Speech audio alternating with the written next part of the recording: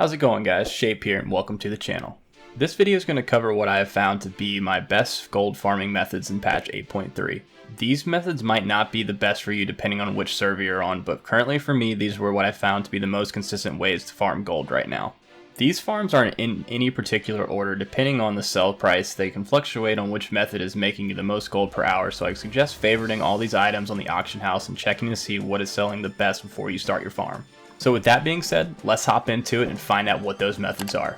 Be sure to turn on your notifications, make sure you have that bell rung, and drop a like so you don't miss any of my future content. If you have any questions, drop a comment or tweet at me. Also, be sure to drop a comment on what your favorite gold farm is.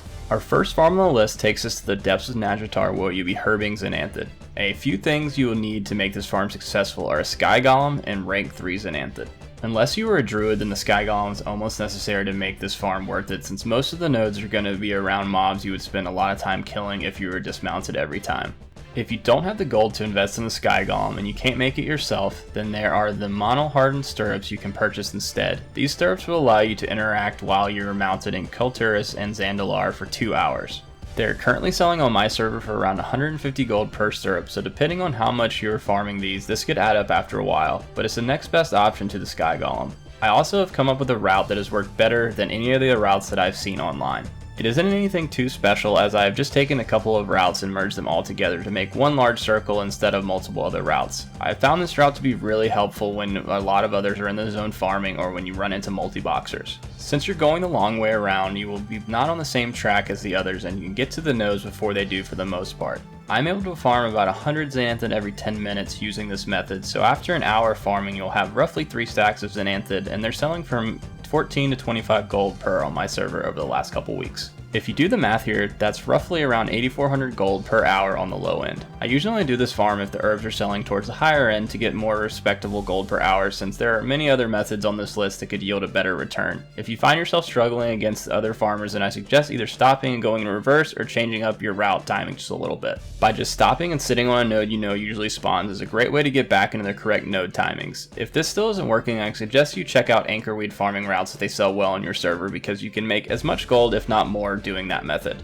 Here are my 2 favorite routes to farm anchorweed. The route in Dressfire will get you a lot of Winter's Kiss while you're waiting on anchorweed spawns. This is said to be the best place to farm anchorweed since the nodes are on the fastest respawn timer here. However, my go-to route is usually in the Tierguard Sound, where you will collect Riverbuds, Star Moss, and Sarin Sting while waiting on the anchorweed to spawn. The variety of different herbs on this route makes it somewhat better in my opinion, as usually at least one of these herbs is selling for a decent amount on the auction house. Next on the list we have the Viola Sands mount. This mount is a fairly popular one that sells well. Most players use it to help lower level characters fly around or those who haven't learned to fly in certain areas yet. Since most of the other 2-person mounts are much more expensive, this is the go-to, especially towards the end of expansion where a lot of players are focused on leveling up alts to get prepared for the next expansion. The mount is currently selling for around 55 to 60k on my server, which leaves a large amount of profit if you farm out the mats. There are a few items that you have to purchase from a vendor, but if you're exalted with the Ultimate Cord you can get a discount on them.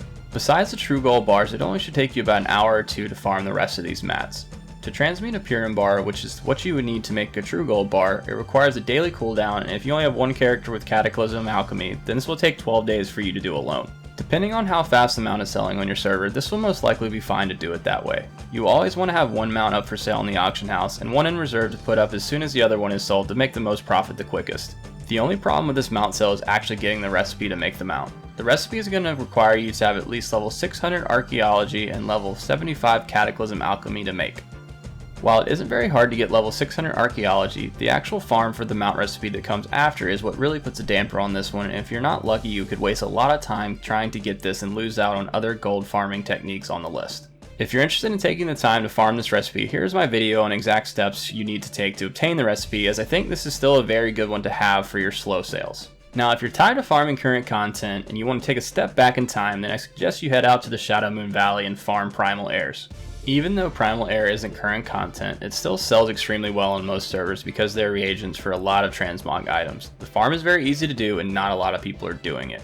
Head out to the Shadowmoon Valley and the Outlands that go between the Sanctum of Stars and the Dragon Maul's Fortress. Here you're going to be looking for enraged air spirits and collecting motes of air. It takes 10 motes of air to turn into a Primal Air, and I was able to farm 17 Primal Airs an hour using this route. which on my server is a little over 10,000 gold per hour. This is going to be another slow selling item since it's used to craft transmog gear, which is also slow selling items, but eventually it will sell for a nice profit. You can also farm the other primals to spread out some of your gold in case those reagents are needed instead. I would recommend the alternative to air would be fire since it sells the second best, and I was able to get about 20 primal fires per hour when I do my farm.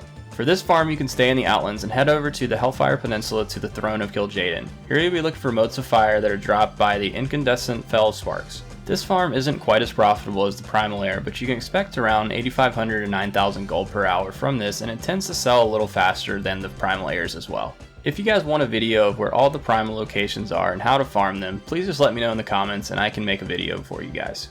Next method on the list is the 2x4 mount farms. Mount farms are a great source of gold that could really pay off if you get lucky. There are a few different 2x4 farms that you can make a ton of gold off right now. If you aren't familiar with what 2x4 farm groups are, then a quick rundown for you is that a group of 4 members in 2 separate groups that are quickly killing mobs in an area to make them hyperspawn. Spawn rate is based on how fast you kill the mobs, so the more damage you do, the faster they spawn. You want to make sure you have 2 groups with no more than 4 members in each group. This is because a group of 5 can tag a single mob, but if you have a group of 4, then one person in the other group can tag it and share the tag with the rest of their group. The main farms that are popular right now are the Gold Mane, Captured Dune Scavenger, and the Chewed On Reins of the Terrified Pack Mule. The Gold Mane is going to be farmed in the Stormsong Valley in 2 separate locations. Both sides on the Mariner Strand in Stormsong Valley, where the humans located, is where you would want to conduct your farm. This is going to be a double bonus because not only do they drop the mount, but they also drop gold, cloth, and BOEs. Even if you don't get the mount drop, you'll still walk away with around 5,000 raw gold per hour. In my experience, this mount can take anywhere from a half hour to 4 hours to drop in a good group. The drop chance is roughly 1 in 3,000. I was lucky enough to get my first golden mane in about an hour farming and sold it for 170k on my server. 170k an hour, I will take it.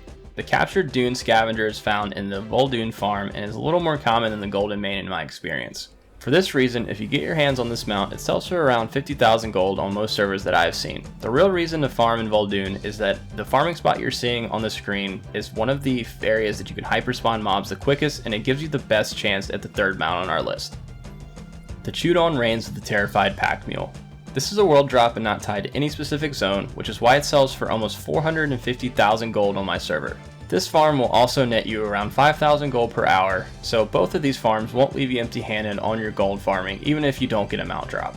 Once you guys get tired of killing these mobs, you can relax and get your skinning knife out and head over to the Vale of the Eternal Blossom for our final method on the list. Farming the Thunder Maul packs in the Vale of Eternal Blossom is the most consistent and fastest gold farm I have found currently in patch 8.3. You can farm almost 30k per hour for as many hours as you want to go.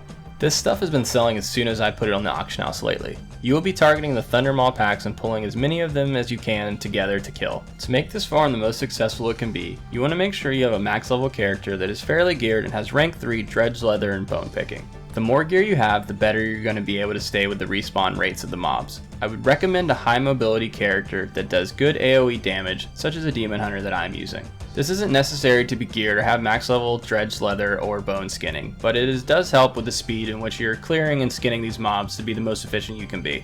I actually did this farm for quite a while thinking I had rank 3, and it turns out I only had rank 2, and I was still making hefty profits, so it's not necessary maybe to be rank 3, but it definitely helps. If you guys wanted to see the full route in action and better understand it, I'm actually working on a video now, and I will come back and either post it here or down in the description once it's available. Something I have noticed about this farm is that if there are others selling these items and they really like to tank the auction house, I usually sell my dredge leather for around 11 and 12 gold when the market is good. When the market is empty, you can get away for selling it for upwards of 20 gold per, which is fantastic since you can get a roughly 1500 leather an hour. Questionable meat is another item that goes up and down in price a lot, but tends to average around 15 to 16 gold on my server. Again, people will drive the price way down, but we can always count on other players who are flipping these items to buy these and reset the market. The bloodstained bones are the most consistent item in this farm, and they stay around 6-7 gold per majority of the time. One of these 3 items will usually be selling on the higher side, so you can't go wrong with this farm. Moral of the story is just don't sell to sell, give the market a couple of days to correct itself, and then start posting your items to see a huge profit. Well, there you have it guys, the best gold farms right now in patch 8.3. I hope you guys enjoyed, and don't forget to let me know about any gold farms you're currently working on that are successful. Please drop a like if you enjoyed the video to show some love for the channel, and I'll catch you guys next time.